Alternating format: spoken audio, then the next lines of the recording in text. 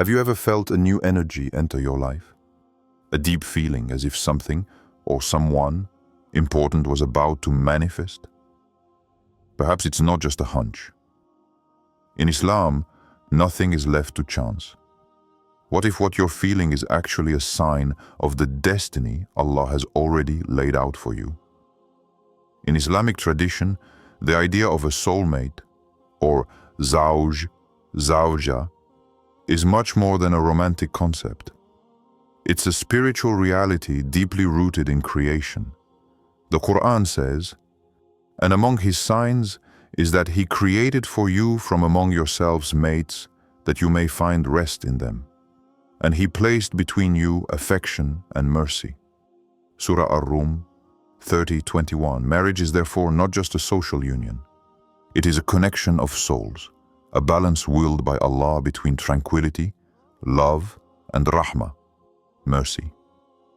And this sacred bond is so important that the Prophet Muhammad said, "When a slave marries, he has completed half of his religion. Let him fear Allah for the other half." Reported by Al-Bayhaqi. This means that marriage, and therefore meeting one's soulmate, is a central step in a Muslim spiritual journey. It is not just about filling a loneliness, it is about rising together in faith. So why do some people feel, at a given moment, that someone important will soon appear in their lives? It is often because Allah prepares your heart even before the person arrives. Through His wisdom, He leads you through season of solitude, questioning, or purification, so that the moment of encounter is neither too early nor too late, but at exactly the right time. When you sincerely draw closer to Allah, you develop a spiritual sensitivity. You feel signs, inner peace, synchronicities, without being able to rationally explain them. These may be the stirrings of the qadar, the first signs that your soulmate is near. In this video, we will explore these subtle but powerful signs that Allah places on your path.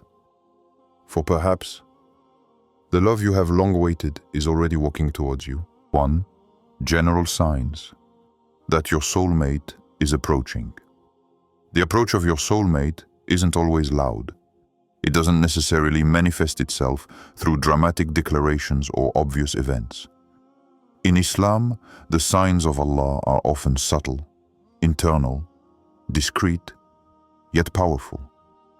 If you feel certain things deep within, it could well indicate that your other half is on the way.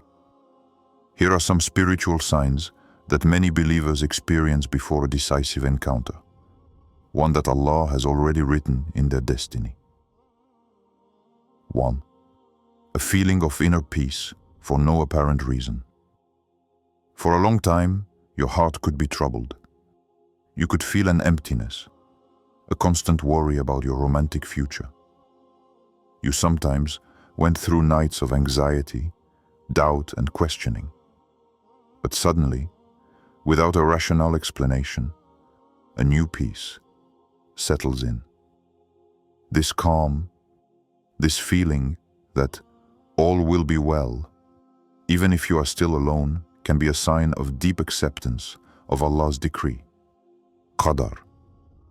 And often, it is precisely at this moment that Allah chooses to open a new door. In Islam, Allah promises, "Verily, in the remembrance of Allah do hearts find rest." Surah Ar-Ra'd 13:28. This tranquility can be a spiritual preamble to the encounter. Allah purifies your heart so that you can love in a healthy way without anxiety or the need to possess. 2. Your dua become regular but calm. Before, you may have implored Allah insistently, even desperately. "O Rabbi, send me my husband." Or, "I am ready. I want to get married now." But now, your supplications become calmer, more confident. You continue to make dua for a blessed marriage, but without rushing, without obsession, because you have understood one thing. What is for you will come to you. No need to force it. This is what is called tawakkul, total trust in Allah's timing. And paradoxically, this form of sincere submission often precedes the fulfillment of the dua. For Allah loves the servant who surrenders to Him with trust. 3. You have positive or symbolic dreams. In Islam, dreams can be forms of spiritual communication, especially when the heart is pure and connected to Allah. The Prophet said, "True dreams are one of the 46 parts of prophecy." Bukhari, Muslim. Sometimes, shortly before a decisive encounter, you have vivid dreams, bringing peace, or even symbolic dreams in which you feel a presence, a union, a light, or signs of marriage, dresses, rings, prayers as a couple, etc. Be careful, not all dreams should be interpreted as predictions. But if you have a dream that leaves a lasting positive impression, without agitation or fear, it may be a subtle divine sign. Don't chase interpretations, but write down these dreams, pray, and observe. 4. Strange coincidences begin to repeat themselves. You hear about marriage several times in a single day. People ask you the same question. Are you still not married? You stumble upon lectures, reminders or videos about finding your soulmate without looking for them. You accidentally run into a pious person you haven't seen for a long time. Someone you had forgotten about returns to your life, but this time with clear intentions and a new maturity. These aren't necessarily coincidences. In Islam, Allah orchestrates encounters, and you cannot will a thing except that Allah wills it. Surah At-Takwir 81:29. When certain situations seem to repeat themselves gently but persistently, this may be Allah's qadar quietly manifesting in your life. 5. You feel that you are preparing yourself internally. Without knowing why, you feel the need to change certain habits. You want to become more stable, more disciplined, more organized. You want to learn to communicate, to soften, to forgive. You distance yourself from what exhausts you. Empty social media, toxic relationships, futile distractions. This change is a spiritual cleansing, often inspired by Allah, so that you are ready to receive others in the best possible conditions. You are no longer looking for someone to complete you, but for someone who walks with you in the same direction, towards Allah. 2. Signs of personal growth. When Allah wants to bless you, He begins by transforming you from the inside out. Even before your soulmate appears in your life, He prepares you. He shapes you, refines you, and elevates you so that you are ready to receive and preserve this gift. This phase is essential. You don't meet the right person by chance. You meet them when you become the right person. Here are the clear signs that you are evolving spiritually and that your soulmate could already be on the way. Chapter 1. You are learning to know and love yourself without pride. Before, you may have had a fuzzy or unstable image of yourself. You defined yourself through the eyes of others, their judgments or past relationships. But today, you are learning to observe yourself with clarity and kindness. You know who you are, your worth, what you want, and above all, what you no longer want. And this change is fundamental. The Prophet said, "The believer is the mirror of the believer." Ahmad, Abu Dawud. If you don't know your own reflection, how can you recognize others? And if you don't accept yourself in a healthy way, how can you love someone without dependence? So you learn to love yourself for what Allah has placed in you, not to please the world. This self-love is not selfish. It is balanced, peaceful, and frees you from the search for external approval. And it is this stability that makes your future relationship purer. 2. You purify your intention. You want to marry for blessings, not to fill a void. There comes a time when you go from, I want to marry because I feel lonely, to, I want to marry to please Allah, to build, to elevate my faith. This is a major spiritual turning point. Marriage is no longer an escape or a solution to unhappiness, but an act of worship. You want to share your life, yes, but within a framework of modesty, respect, and mutual growth. You want to experience a blessed union, even if it's not perfect, rather than an illusion that distances you from Allah. And this changes everything: your behavior, your criteria, your patience. You are looking for a partner of faith, not an emotional savior. You are seeking sakina, inner peace, not just passion. 3. You voluntarily distance yourself from haram relationships and worldly distractions. Even if you were tempted by ambiguous discussions, just talking contacts, or empty exchanges on social media, you begin to turn away from everything that soils your heart. You no longer want to play with feelings. You no longer want to lose yourself in illusory hopes. You understand that every misplaced attachment delays you in Allah's plan. This renunciation is often painful, but it is liberating. By giving up what is not for you, you create space for what is written for you. Whoever gives up something for the sake of Allah, He will give him something better in return. Ahmad. And this better may be your soulmate, for whom you are consciously reserving yourself today. 4. You strengthen your connection with the Quran and acts of worship. You feel your spirituality becoming more stable. You read the Quran not to deserve someone, but because your soul needs it. You say your prayers on time. You are more focused, more humble. You sometimes cry over a verse that seems to have been sent to you personally. You feel a divine presence in your daily life, even when nothing is happening outwardly. And you begin to understand that the connection with Allah is the foundation of everything you hope for.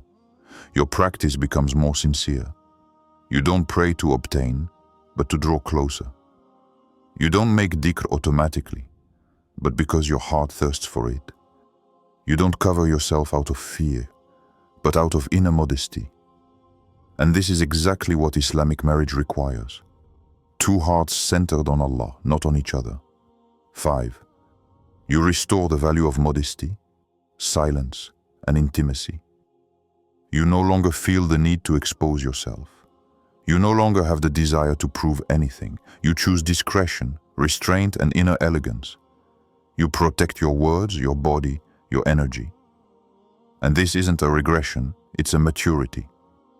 In Islam, modesty is a branch of faith. Modesty produces only good. Muslim. You discover that the more you hide your heart on the outside, the more Allah prepares it to meet someone sincere on the inside.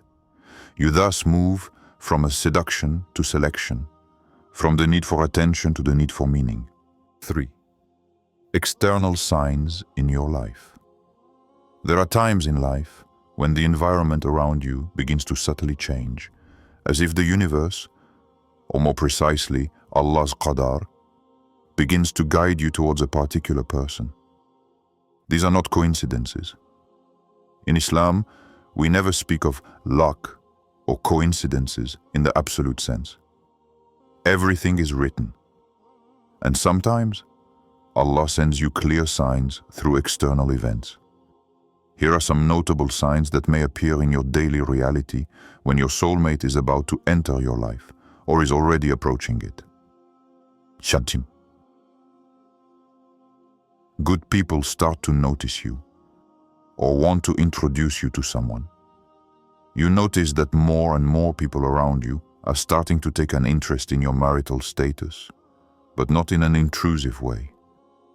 Some people ask you kind questions. You're ready to get married, aren't you?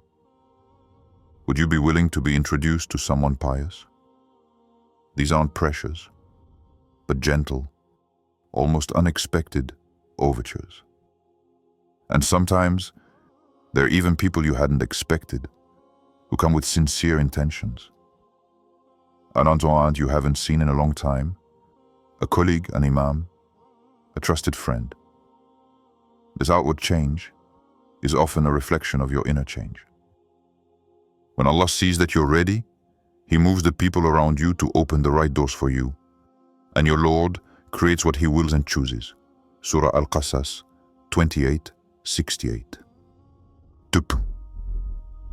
Someone from the past returns, but in a different version. Sometimes Allah reintroduces a person from your past, but after mutual purification.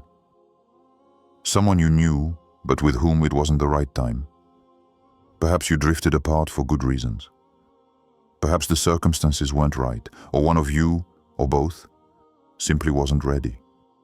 And then one day, that person reappears, not to pick up where you left off, but in a completely different position, with more faith, respect, clear intention, and maturity. In these cases, it's not about going back, but about recognizing a new version of a soul that Allah may have always kept in your story. Of course, prudence and the rules of Islam remain paramount. But don't deny yourself a second chance that life presents to you, if it's aligned with your faith. 3.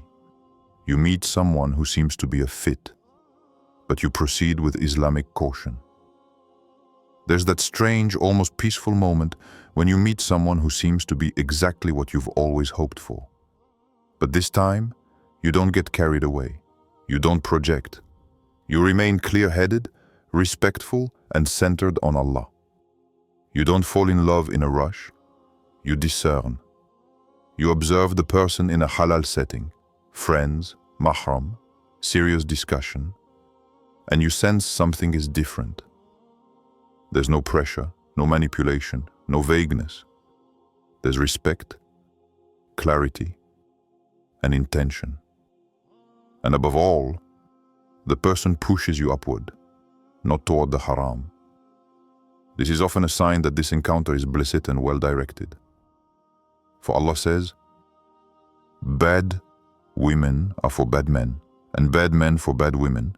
Good women are for good men, and good men for good women." Surah An-Nur 24:26. Chapter 4. A door closes painfully, but another gently opens. You may have been in a serious relationship or experiencing strong emotional expectations, but something collapsed. It broke you, but at the same time, a strange peace settled after the sadness. You feel that this closure was deliberately brought about by Allah, even if you don't yet understand why. Then, slowly, quietly, other opportunities appear.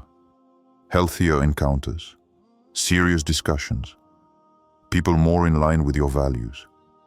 You understand that what you believed to be the right one was only a passage, a step towards what Allah had truly intended for you. You may hate something, but Allah has placed in it a great good. Surah Al-Baqarah 2:16. 4. Divine wisdom.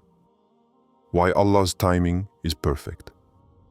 There comes a time in everyone's journey when we ask ourselves, why haven't I met the right person yet? Or, why are others moving forward while I'm stagnating? But this view is purely human and therefore limited. In truth, the delay you perceive as a delay is often a time of preparation intended by Allah. In His infinite wisdom, Allah gives neither too soon nor too late, but at exactly the right time. It is not for a soul to know what it will acquire tomorrow, nor does anyone know in what land it will die. Indeed, Allah is all-knowing, all-aware. Surah Luqman 31:34. 1. What you see as delay is often preparation. You pray, you make efforts, you remain patient, but nothing happens. And you begin to wonder if you haven't been forgotten. But what you call silence is sometimes an invisible phase of alignment. Allah may be removing obstacles you don't see. Perhaps He is purifying your heart, keeping you away from bad company, or teaching you to know yourself before opening a new door. Just as a gardener spends a long time preparing the soil before sowing, Allah prepares your heart to receive what He has intended for you. If your soulmate entered your life too early, you might not recognize their value, or even ruin everything through immaturity. And if you arrive too early in the other person's life, it may be they who aren't ready yet. So Allah delays the meeting, not to punish you, but to protect you both. 2. Allah doesn't put anyone in your path without a reason. Every person you've ever met had a specific role: to build you up, to teach you, sometimes to break you, but always to bring you closer to what you truly deserve.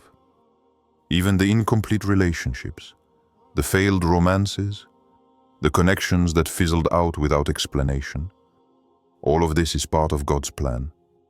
Nothing is accidental. Every detour has taught you something. Every fall has strengthened you. Every tear has washed away a part of your heart. And perhaps the one you're waiting for is also experiencing the same lessons on the other side. It is He who forms you in the wombs as He wills. There is none worthy of worship except Him, the mighty, the wise. Surah Al-Imran 3:6-3. Being ready doesn't mean the other person is ready. You may feel ready today, spiritually stable, emotionally available, sincerely motivated. But that doesn't mean the person destined for you is too. Perhaps they are still going through storms. Perhaps they are struggling with weaknesses. Perhaps they are also praying, unaware that it is you whom Allah is preparing for them. This is why patience, sabr, is essential. You don't wait for just anyone. You wait for the one who suits you in the light, not in confusion. And this light sometimes takes time to appear in the other's life. When Allah wants to unite two souls, He doesn't look at the calendar. He looks at the level of faith, sincerity, and proper alignment. And He chooses the right time to bring them together, when the union will be a mercy, not a trial. 4. Patience, sabr, and trust, tawakkul. Your two wings while waiting. Two attitudes are essential to avoid losing each other. Sabr, that is, endurance with dignity. Tawakkul, that is, complete trust in Allah without anxiety. Sabr doesn't mean you don't feel anything. It means you hold on despite what you feel. And tawakkul doesn't mean remaining passive, but doing what you can, then letting Allah handle what you can't. The Prophet said, "Know that what has befallen you could not miss you, and what you missed could not touch you." Reported by At-Tirmidhi. What is for you will not fail to reach you, but it will come when it is healthy for both of you. Allah is never late. He acts with measure, with precision, with mercy. What you are experiencing today may be a human delay, but surely a divine work. You don't yet see what He is repairing, protecting, building. But one day, when you look back, you will understand that every delay was an act of love. So breathe, keep moving forward, and remember, Allah has already written your meeting. You only have to remain upright. 5. Concrete actions you can take while waiting. Waiting for your soulmate doesn't mean remaining frozen, passive, or simply daydreaming. In Islam, waiting should never be fruitless. It is active, constructive, and directed toward Allah. The Prophet never waited without action. He made profound du'as, but also made genuine efforts to put into practice what he asked of Allah. Here are the concrete actions you can take now to draw closer to your other half in a halal, lucid, and blessed way. Make specific du'as with heart and consistency. Du'a is a weapon of the believer. It is a dialogue with your Creator. If you feel this need for love and stability, don't keep it to yourself. Speak to Allah about it. Dua of Al-Furqan 74. ربنا هب لنا من أزواجنا وذريتنا قرة أعين واجعلنا للمتقين إماما. O our Lord, make our wives and children a joy to our eyes, and make us guides for the righteous. This is one of the most beautiful invocations in the Quran for marriage, as it asks not just for a person to love, but for a blessed family, a home founded on piety. Istikhara.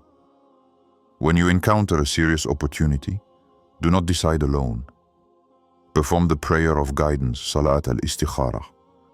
It demonstrates that you are putting Allah at the center of your decision, not your ego or emotions. Personal and sincere dua. Don't repeat mechanical words. Speak from your heart. Tell Allah what you feel, what you hope, what you fear. You don't need fancy phrases, only the truth. 2. Engage in Islamic, social, and useful activities. There is a powerful hadith where the Prophet says, Allah helps his servant as long as he helps his brother, Muslim.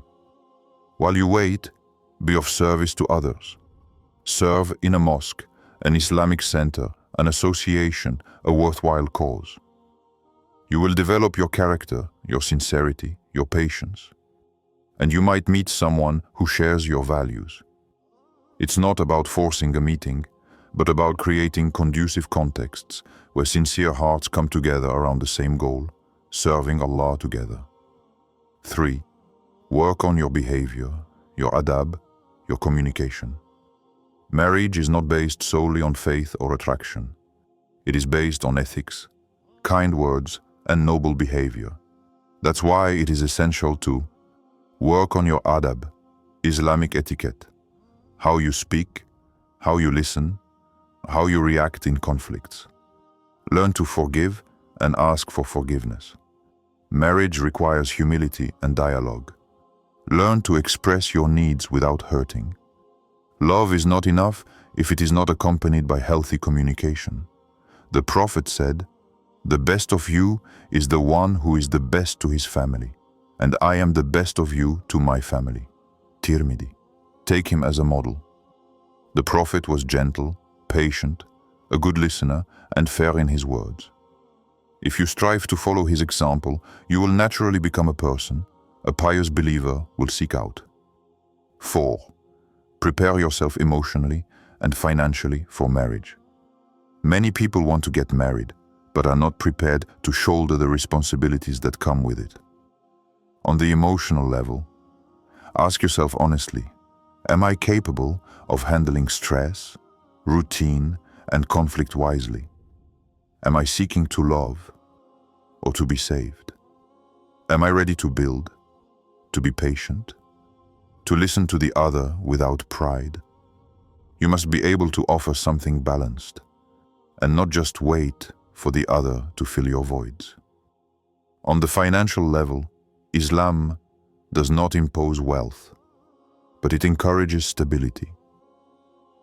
Prepare yourself to take on responsibilities, however simple: housing, basic expenses, and contributing to married life.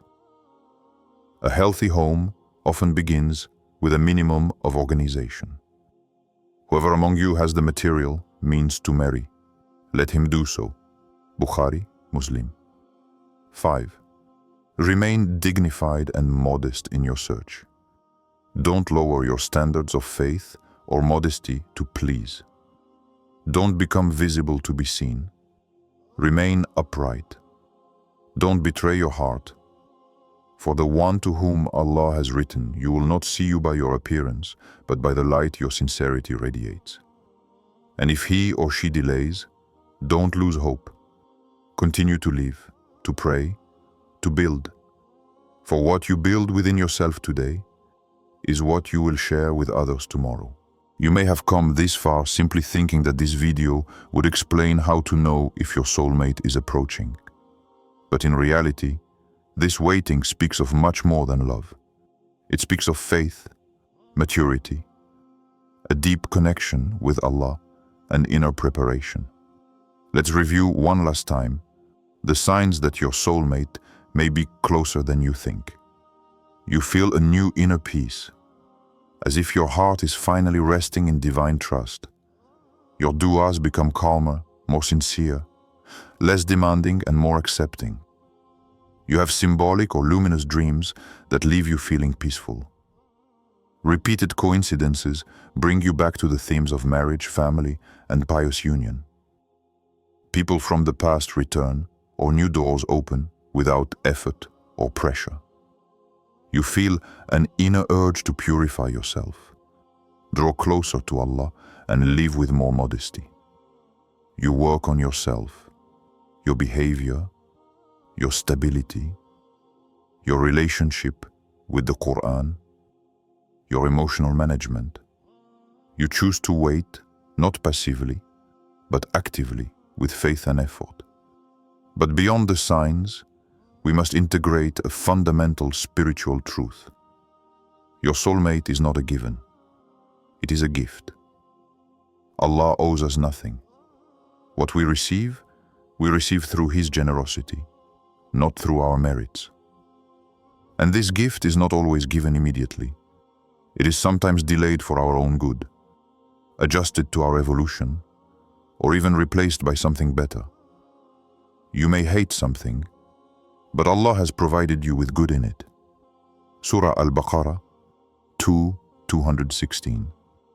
So you must live with confidence even while waiting, even if it hurts, even when others move on and you feel time dragging on.